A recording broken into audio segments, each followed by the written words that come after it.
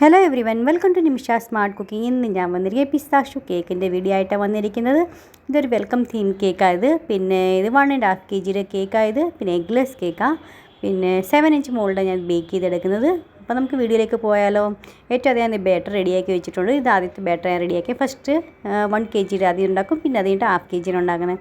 അപ്പോൾ അതിനകത്ത് ബാറ്റർ റെഡിയാക്കിയതിന് ശേഷം അതിനകത്ത് 1/2 ടീസ്പൂൺ നമുക്ക് പിസ്ത ഇമൽഷൻ ആഡ് ചെയ്ത് കൊടുക്കാം. പിന്നെ പിസ്ത എസൻസും കൂടെ ആഡ് ചെയ്ത് കൊടുക്കണം. പിന്നെ പിസ്ത ക്രഷും ആഡ് ചെയ്ത് കൊടുക്കണം. ക്രഷും കൂടെ ഇതിനകത്ത് ആഡ് ചെയ്ത് കൊടുക്കണേ. പിന്നെ അത് പിസ്തയുടെയൊക്കെ ആണെങ്കിൽ നല്ലൊരു അടിപൊളി ക്രഞ്ച് കിട്ടും കേട്ടോ. ഓരോരോ ബൈറ്റിൽ നമുക്ക് അപ്പം കഴിക്കാൻ നല്ലൊരു ടേസ്റ്റ് ആയിരിക്കും. അപ്പോൾ അതേ ഇത് കണക്ക് എല്ലാ ബാറ്ററി ഫസ്റ്റ് റെഡിയാക്കിയിട്ടുണ്ട്. സെയിം സെക്കൻഡിനും ഇതുപോലെ തന്നെ റെഡിയാക്കി എടുക്കുന്നത് കേട്ടോ.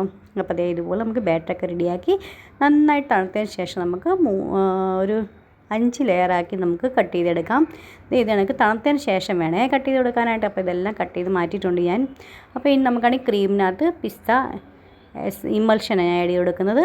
പിന്നെ വേണമെങ്കിൽ നിങ്ങൾക്ക് ക്രീമിനകത്താണെങ്കിൽ പിസ്ത ക്രഷ് ആഡ് ചെയ്ത് കൊടുക്കാം കേട്ടോ. ഞാൻ മേളിൽ കൂടെ ഫില്ലിങ്ങിനായിട്ട് ഞാൻ ആഡ് ചെയ്ത് കൊടുക്കുന്നുണ്ട്. ഞാൻ പൈപ്പ് ബാഗിലല്ലേ ഞാൻ ചെയ്യുന്നത്, അത് കാരണം കൊണ്ട് ആഡ് ചെയ്യുന്നില്ല കേട്ടോ.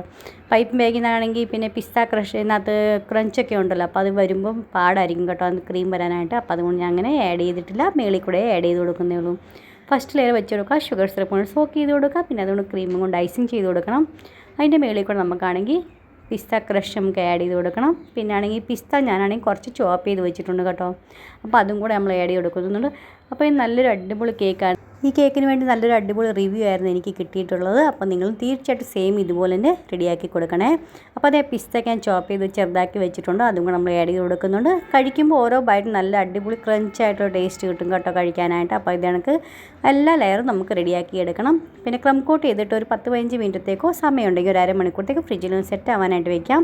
ഇന്ന് അവർക്കാണെങ്കിൽ വൈറ്റും റെഡ് തീമിലും അവർക്ക് വേണ്ടത്. അപ്പോൾ അതനുസരിച്ച് നമ്മൾ റെഡിയാക്കുന്നത്. മൊത്തം ക്രീമിനകത്ത് നമ്മളാണെങ്കിൽ അവർക്ക് ഒത്തിരി കളർ വേണ്ടായിരുന്നു, ലൈറ്റായിട്ടുള്ള മതിയായിരുന്നു. അതുകൊണ്ട് നമ്മൾ ക്രീമിനകത്ത് നമ്മൾ എസൻസ് മാത്രം പിസ്ത എസൻസ് മാത്രം ആഡ് ചെയ്തിട്ടേ ഉള്ളൂ.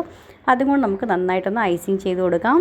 ഒത്തിരി ഡിസൈനൊന്നും ഇല്ല കേട്ടോ ഇതിനകത്തൊന്നും. സിമ്പിളാണെങ്കിൽ ഇതുപോലെ ചെയ്തിട്ട് പിന്നെ കുറേ ഞാനാണെങ്കിൽ ടോപ്പർ റെഡിയാക്കി വെച്ചിട്ടുണ്ട്. പിന്നെ ആണെങ്കിൽ കപ്പലിൻ്റെ ഒരു ടോപ്പറും വെക്കാനുണ്ട്. പിന്നെ അകത്താണെങ്കിൽ ഞാൻ പെട്ടിയൊക്കെ ഉണ്ടാക്കുന്ന സുട്ട് കേസൊക്കെ ഉണ്ടാക്കുന്നത് കാണിച്ചിട്ടൊന്നുമില്ല കേട്ടോ. ആദ്യം ഞാനാണെങ്കിൽ ഒരു അമേരിക്കൻ തീം കേക്ക് ഞാൻ റെഡിയാക്കിയിട്ടുണ്ടായിരുന്നു. അതിനകത്ത് എല്ലാം കാണിച്ചിട്ടുണ്ട് ഞാൻ ടോപ്പറൊക്കെ എങ്ങനെ ഫോണ്ടൻറ്റ് റെഡിയാക്കേണ്ടതെന്ന്. അതുകൊണ്ട് ഇതിനകത്ത് റിപ്പീറ്റ് ചെയ്ത് തിരിച്ച് ഞാൻ കാണിച്ചിട്ടില്ല. കണ്ടവരൊക്കെ ഉണ്ടെങ്കിൽ തീർച്ചയായിട്ടും ആ വീഡിയോ ഒന്ന് കണ്ടു നോക്കണേ. എൻ്റെ ചാനലിൽ കയറിയൊന്ന് കണ്ടു നോക്കിയാൽ മതി, അപ്പോൾ നിങ്ങൾക്ക് കാണാൻ കിട്ടും. അപ്പോൾ ഇത് കണക്ക് നമുക്കെല്ലാം റെഡിയാക്കി എടുക്കണം. അപ്പോൾ നിങ്ങൾ വിചാരിക്കുന്നുണ്ടെങ്കിൽ റെഡൊന്നും കണ്ടില്ലല്ലോ എന്നല്ലേ. അപ്പോൾ ആദ്യം ഇതൊന്നും ഇതുപോലൊന്നും അവർ പറഞ്ഞില്ല കേട്ടോ. അവർക്ക് വെറുതെ ഒരു വൈറ്റ് മാത്രം മതി എന്നാണ് പറഞ്ഞത്.